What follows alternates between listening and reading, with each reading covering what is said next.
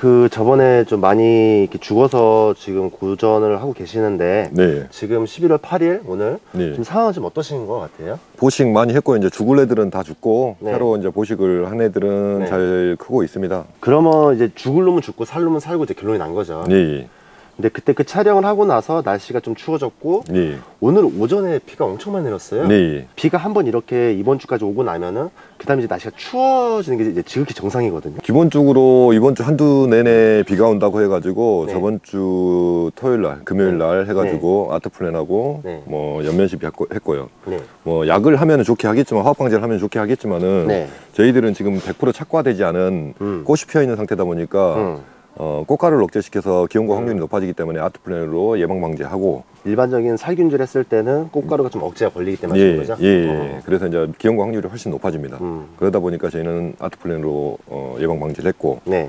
그리고 이제 또 중요한 게 시맥프로를 뿌려가지고 냉에 대한 스트레스를 갖다 풀어주기 위해서 예방적으로 한번 하고 그리고 이제 그 다음에 더 중요한 것 중에 하나가 이제 컨트롤킹이 억제 거는 데만 사용한다고 생각을 하시는데 그게 아니고 더 활성화시켜준다 그러죠. 얘들이 훨씬 더 생육을 짱짱하게 하면서 당도도 올려주고 그런 효과가 있으니까 예전에 억제 걸었을 때와 똑같이 뭐 40cc를 한 마리 40cc를 하면 안 되고 20cc 정도를 해가지고 뿌려주시면 상당히 도움이 됩니다. 아, 그럼 냉해 관리에 있어서 시맥프로 그다음에 이제 컨트롤킹 네. 이쪽으로 이제 관리를 하시면 되는 건가요? 네, 그렇죠. 사장님이 이제 제어할 수 있는 그 방법도 있을 거 아니에요? 네. 근데 가장 큰 게 그 급격한 온도 변화가 있으면은 작물 생육에 약간의 영향을 주다 보니까 서서히 적응시키는 거죠. 그러니까 예를 들면은 야간에 대기 온도가 10도 안팎이었다 그러면 그전에는 10도로 맞춰놨다고 하면 그거보다 이제 조금씩 더 낮게 1도씩 1도씩 낮춰가면서 서서히 적응을 시키면은 네. 그런 스트레스 없이 무난히 헤쳐나갈 수 있는데 네.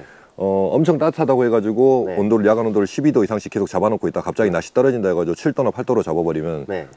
당연히 냉해는 받겠죠. 아, 그러면 이제 사람 똑같이 날씨가 확 떨어지면 감기 걸리는 것처럼 예. 얘네들도 처음에는 몸풍기나 뭐 CO2 발생기를 좀 높게 잡아놨다가 예. 하루하루 조금씩 떨어뜨려가지고 정말 추웠을 때 적응할 수 있게끔. 네, 그렇죠. 아, 지금 그렇게 지금 하고 계시는 예, 건가요? 그렇게 하고 있습니다. 그 전에 8도로 잡아놨다가 이제 네. 비가 오면은 네. 이제 급격하게 온도가 떨어질 겁니다. 네. 그러다 보니까 이제 냉해만 받지 않을 정도로. 네. 그러니까 야간 온도가 네. 5도 이하로 4시간만 방치가 되면은 네. 냉해를 심하게 받아가지고 꽃눈이 감는 현상이 일어나다 보니까 네. 6도로 온풍기를 맞춰놓으면은 네. 얘가 5도에서 돌겠죠. 그러면은 냉해를 받지 않고 무난하게 헤쳐나갈 수 있습니다. 아, 그리고 혹시 지금 그 지중보일라도 아직까지는 지중은 안 되고 있습니다. 지중보일라는 언제쯤부터 들어가죠? 배드 온도가 12도 이하로 이제 꾸준히 떨어지기 시작하면 그때부터는 지중보일러를 뗍니다. 무조건. 배지 온도가 12도 이하인 걸 알기 위해서는 뭔가가 설치가 돼 있어요. 네, 그렇죠. 아, 온도계가 꽂혀 있죠. 아 그래요? 네. 못 봤는데 여기서는? 앞쪽에 가면 꽂혀 있어요. 예. 아, 아침에 출근하면은 맨 먼저 보는 게 네. 배드의 온도를 먼저 체크하고. 그거 먼저 체크를 하시는구나. 예. 12도 이하로 떨어지게 되면은 예. 지중보일라 돌리시는데 그걸 돌리는 것도 해가 떨어진 데 돌리는 게 아닐 거잖아요? 예, 아침에 한 1시간 정도 돌리는 경우도 있고 네. 그냥 타이머로 맞춰가지고 꾸준하게 돌게 하는 방법도 있는데 네. 올해는 제가 지중보일러에 그 지하수를 연결했습니다. 아, 그래서 보일러 없이 네. 저희가 이제 지하수가 워낙 적게 나오다 보니까 네. 이제 올해는 수막을 또 못 하거든요. 네네. 그래서 제가 이쪽 가쪽에다가 또 물콘이라고 네. 설치를 했어요. 따뜻한 바람이 나오게 하는 거. 중앙에는 없고 양쪽 끝에만 이렇게 설치가 예, 있더라고요. CO2로 기본적인 가온을 하고 네. 그다음에 또 물콘이라고 해가지고 네. 가정용 보일러로 물을 데우면 그 물이 순환하면서 네. 팬이 돌아가지고 네. 따뜻한 공기를 뒤까지 밀어주는 그런 아. 시스템이 설치를 했어요. 네. 그러고 나다 보니까 어차피 날씨가 너무 추우면은 수막을 저는 가운데 위 쪽에서 아래로 떨어뜨리는데 네. 거즘 가쪽이 물이 양이 너무 적다 보니까 얼어버리더라고요. 아. 그래서 올해는 지중에 물을 계속 꾸준히 돌려버리려고요. 아, 물코는 지금 야간에 무조건 8도 이하로 떨어지면 돌게 만들어놨고요. 8도 이하로 떨어지게 예, 되면 돌게 만들어놨고요. 와, 그럼 몇 대예요? CO2 발생기, 예. 물풍기, 물콘, 그다음 지중보일라. 그렇죠. 와. 근데 지중보일러는 올해는 이제 기름은 안 떼고 그냥 네. 지하수만 계속 회전을 시킬 거예요. 아, 지하수만? 지하수가 들어와가지고 네. 온도를 잡아주고 차가운 온 기운을 뺏어가지고 나가면 이제 물을 버리고 계속 꾸준히 도는 거죠. 우리 그 전에 배드 온도를 낮춰주기 위해서 지하수 네네. 돌렸던 거랑 똑같이 네네. 그런 식으로 그런 하려고. 식으로? 예. 올해 냉해 관리에서나 겨울 관리는 이 정도면 거의 끝난 거나 마찬가지인가요? 저희는 이불이 없고 하다 보니까 부족한 점이 많지만은 그런 방식으로 해서 이끌어 가려고 노력을 해야죠. 저는 워낙 열악한 환경이다 보니까 뭐 작년에도 마찬가지고 올해도 마찬가지 그 정도면은 가능할 것 같아요. 한 가지 저 질문 하나 드릴게요. 예, 예.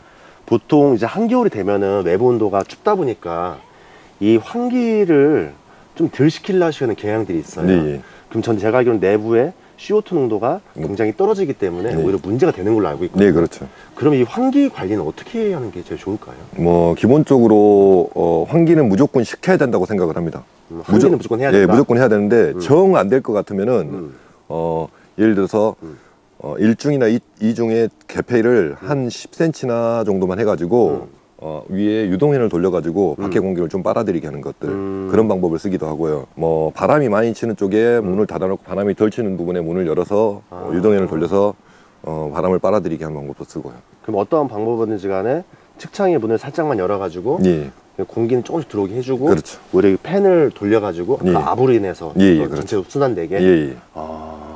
무조건 환기는 시키려고 노력을 합니다. 그리고 정 눈이 와가지고 네. 가쪽이 얼어가지고 네. 뭐 문을 열 수 없는 상황이라 그러면 앞문을 열더라도 유동현으로 돌려서 기왕이면 환기를 시킨다는 개념으로 좀 돌려줘야지 안 그러면은 뭐 이틀이나 이상 문을 닫아가지고 환기를 안 시키면 문제가 됩니다.